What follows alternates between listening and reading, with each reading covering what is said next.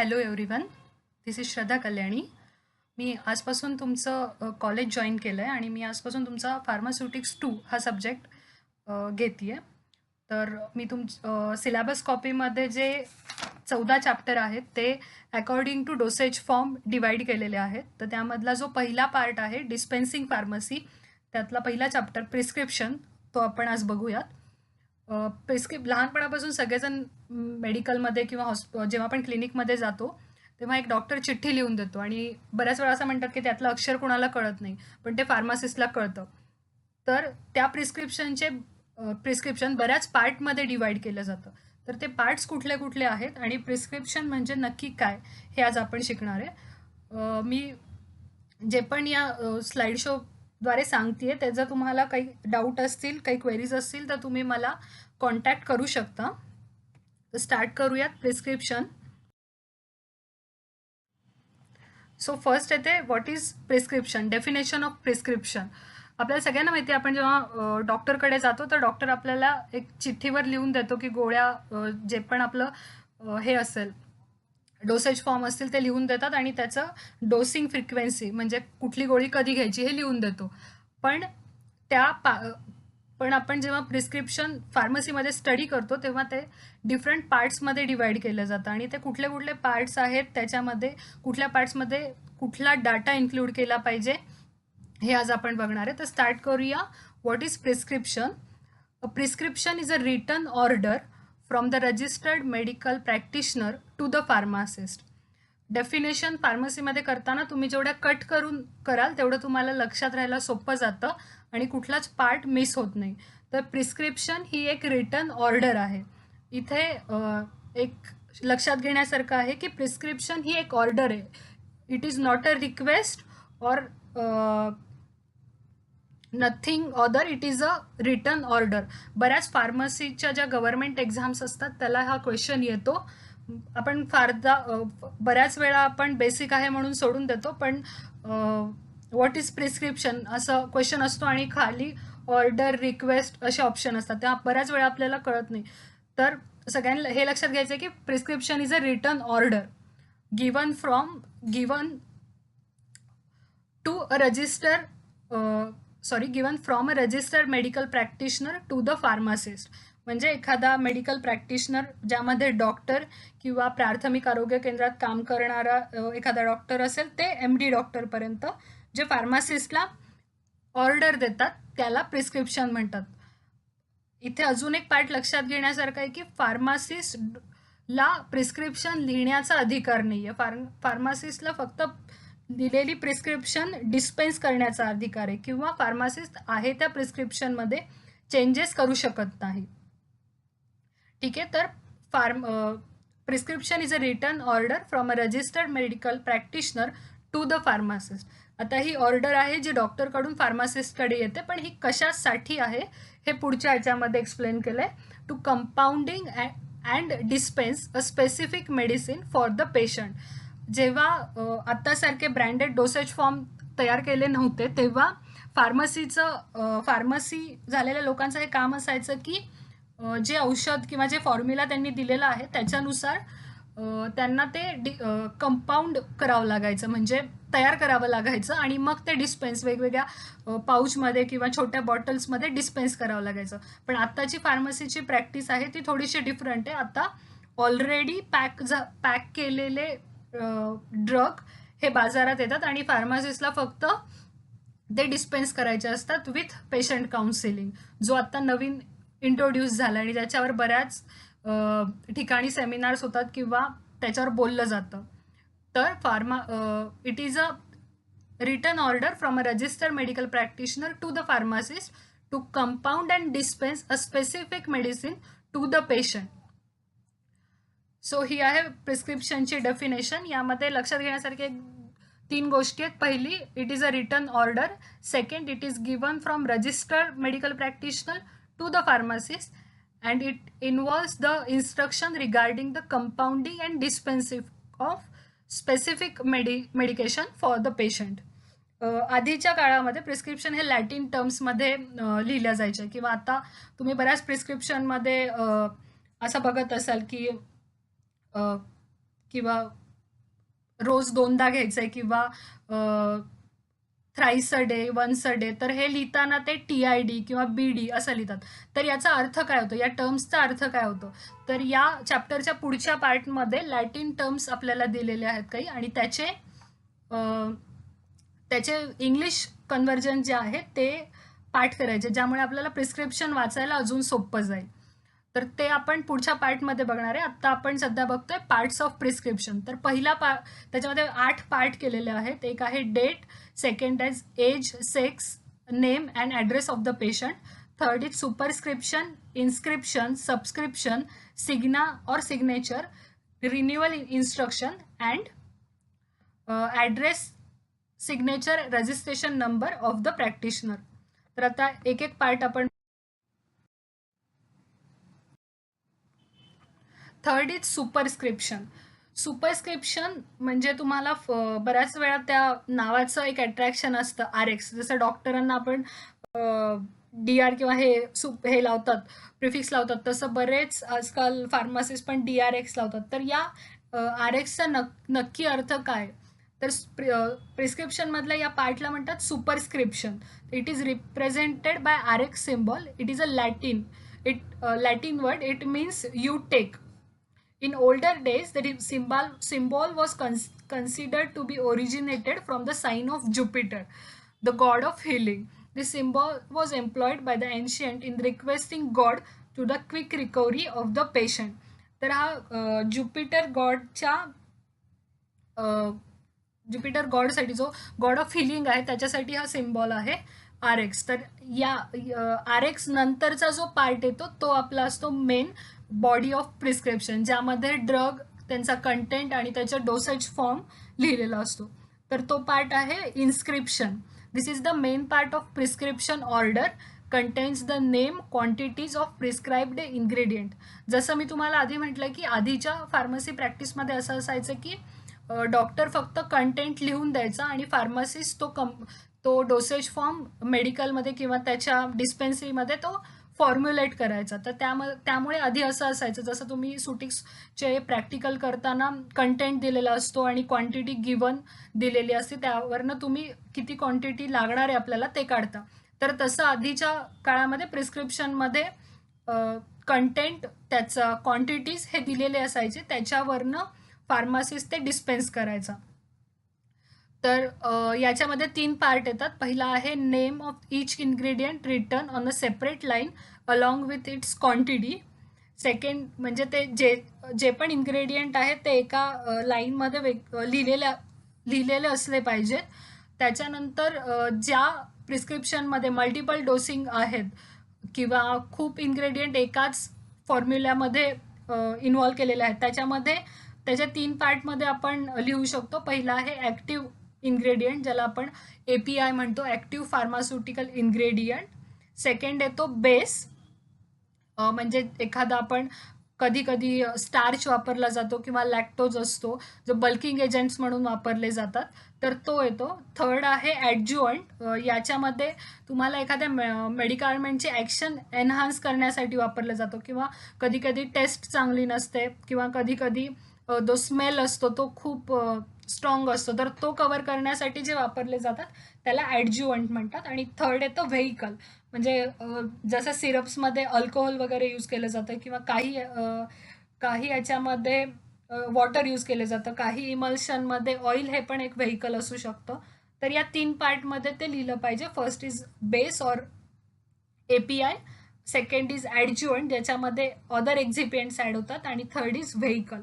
तर इन्स्क्रिप्शन हा जो आहे it is considered as a main body of prescription. कधी एक्झाममध्ये, म्हणजे युनिव्हर्सिटी एक्झाममध्ये फक्त इन्स्क्रिप्शनवर नोट लिहायला येतं, तर त्यामध्ये तुम्हाला हे माहीत पाहिजे की त्यामध्ये कुठले पार्ट्स येतात. तुम्ही एखादं एक्झाम्पल देऊ शकता जेणेकरून त्या आन्सरला पण बल्क येईल आणि तुम्हाला एक्सप्लेन करायला ते सोपं जाईल.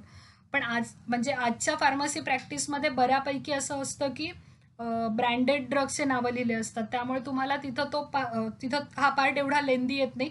डिरेक्टली तुम्हाला डोसेज फॉर्म आणि ड्रगचं नाव दिलेलं असतं.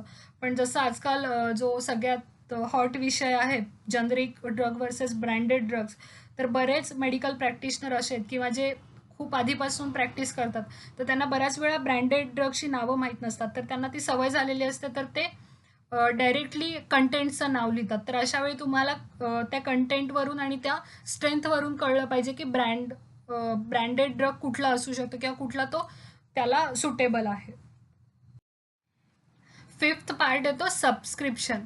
तर याच्यामध्ये सबस्क्रिप्शन आणि सिग्नेचर हे दोन पार्ट तुम्ही कंपॅरेटिव्हली जर स्टडी केल्या तर सबस्क्रिप्शनमध्ये जी order subscription is a order given by medical practitioner to the pharmacist, म्हणजे डॉक्टरनी फार्मासिस्टला दिलेली ऑर्डर म्हणजे सबस्क्रिप्शन, आणि डॉक्टरनी पेशंटला दिलेली ऑर्डर म्हणजे सिग्नेचर किंवा सिग्ना. तर सबस्क्रिप्शनमध्ये जनरली असं असतं, जसं आधी म्हणाले की डिस्पेन्सिंग फार्मसीमध्ये ड्रग जे आहेत ते त्याच्या डिस्पेन्सरीमध्ये फॉर्म्युलेट करावं लागायचे, तर तेव्हा किती डोस द्यायचा आहे, म्हणजे जसं तुम्ही प्रॅक्टिकलमध्ये करता की जी गिवन क्वांटिटी असते ती 100 ml साठी दिलेली असते, पण आपल्याला जो फॉर्म्युला तयार करायचा असतो तो 50 ml साठी असतो किंवा 10 ml साठी असतो. तर अशा वेळी क्वांटिटी गिवन आणि क्वांटिटी टेकन हे दोन पार्ट वेगळे करावे लागतात. तर त्या पार्टला म्हणतात subscription. It comprises direction to the pharmacist for preparing the prescription, that is the number of doses to be dispense.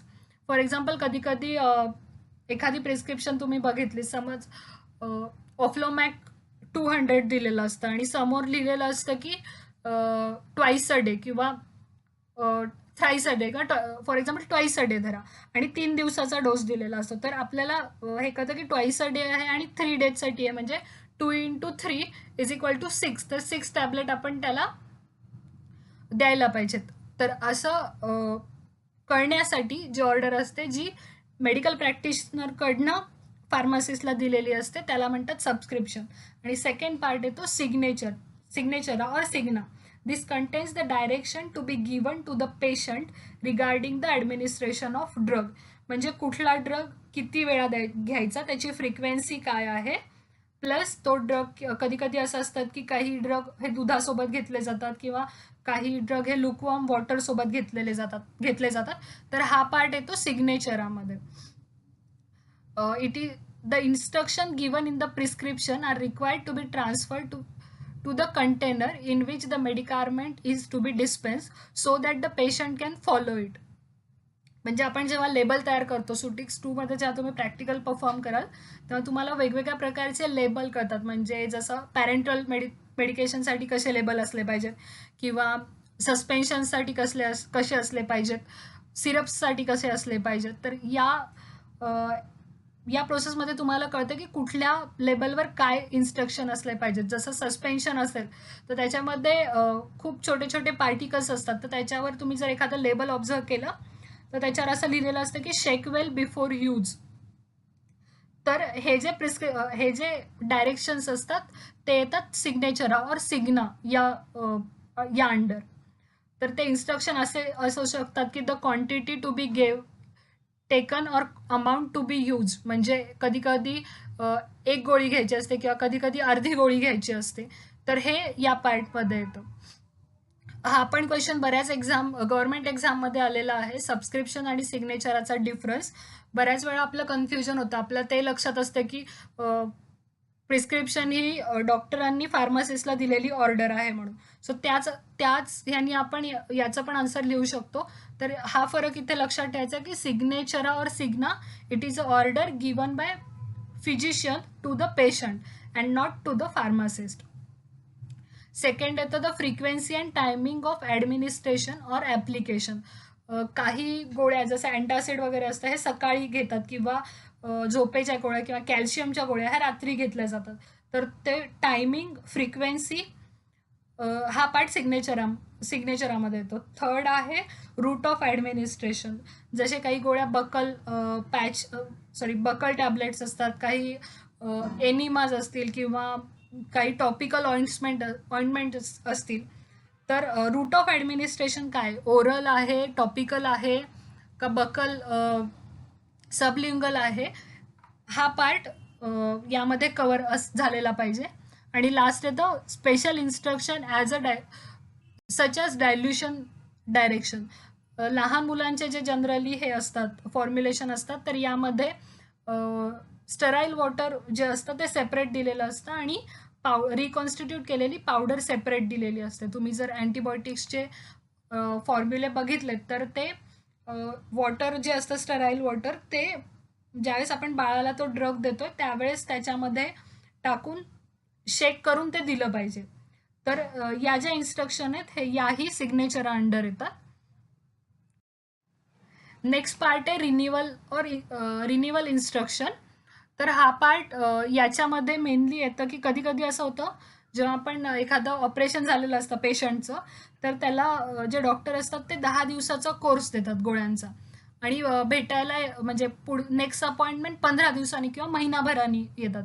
तर तेव्हा बऱ्याच वेळा पेशंटचं असं कन्फ्युजन होतं की गोळ्या तर 10 दिवसाच्या दिल्यात आणि भेटायला महिनाभरानंतर बोलवलं आहे. तर त्या केसमध्ये आपण काउन्सिलिंग करणं जरुरी असतं की तुम्ही या 10 गोळ्या झाल्यानंतर तुम्ही एक 20 डेज वेट करा आणि नंतर 1 महिन्यानंतर या, किंवा कधी कधी 15 दिवसानंतर बोलवतात किंवा कधी कधी 5 दिवसानंतर बोलवतात. तर हे जे रिन्युअल इन्स्ट्रक्शन आहेत म्हणजे पुढची नेक्स्ट अपॉइंटमेंट कधी असली पाहिजे हा पार्ट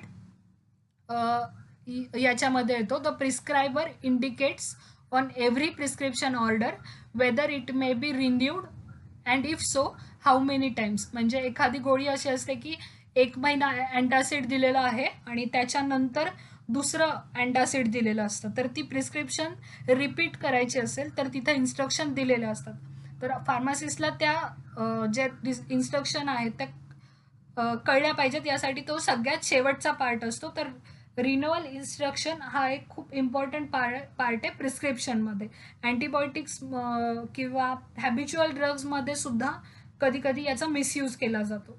आणि लास्ट पार्ट आहे signature, address and registration number of the prescriber. मी आधी जसं सांगितलं फार्मासिस्टला प्रिस्क्रिप्शन लिहिण्याचा अधिकार नाही आहे किंवा फार्मासिस्टला प्रिस्क्रिप्शन करेक्ट करण्याचा अधिकार नाही आहे. तुम्हाला काही डाऊट असेल तुम्ही तुमच्या सिनियर कलिग्सला विचारा किंवा डिरेक्टली तुम्ही डॉक्टरांना विचारू शकता, पण तुम्ही तुमच्या नॉलेजवर तुम्ही प्रिस्क्रिप्शनमध्ये चेंजेस नाही करू शकत. तर कधी कधी असं होतं की कुणीतरी ओळखीचा मित्र असतो, फर्स्ट इयर MBBS किंवा असाच मेडिकलचा अनुभव असतो, तर ते कधी कधी खोटे प्रिस्क्रिप्शन देऊ शकतात. तर त्या केसमध्ये त्या मेडिकल प्रॅक्टिशनरचं नाव, त्याचा ॲड्रेस आणि त्याचा रजिस्ट्रेशन नंबर आणि हँड रिटनमध्ये सिग्नेचर त्या प्रिस्क्रिप्शनवर असणं जरुरी आहे. जोपर्यंत प्रिस्क्रिप्शनवर डॉक्टरची साईन येत नाही तोपर्यंत त्या प्रिस्क्रिप्शनला ऑथेंटिक मानलं जात नाही. The prescription must bear the signature of the prescriber along with its registration number and address. तर ही पण गोष्ट खूप महत्त्वाची आहे. आजकाल जर तुम्ही बघत असाल तर बरेच डॉक्टर हे प्रिंटेड प्रिस्क्रिप्शन देतात, म्हणजे सॉफ्टवेअरमध्ये फक्त ड्रग्सचं नाव घालायचं आणि ते बाकीचे जे डोस आहेत किंवा फ्रिक्वेन्सी आहे हे जे ऑलरेडी लोड केलेलं असतं ते आपोआप त्यामध्ये ॲटोफिल केलं जातं आणि तुम्हाला डायरेक्ट प्रिंटेड प्रिस्क्रिप्शन येते. पण त्या पण केसमध्ये प्रिस्क्रिप्शनवर जी सिग्नेचर आहे ती डॉक्टरांनी स्वतः केली पाहिजे, तिथे प्रिंटेड तुम्ही नाही देऊ शकत. So it is very important, particularly in the prescription containing narcotic and habit forming drug, to prevent its misuse. तर हे एक एक्झाम्पल आहे प्रिस्क्रिप्शनचं.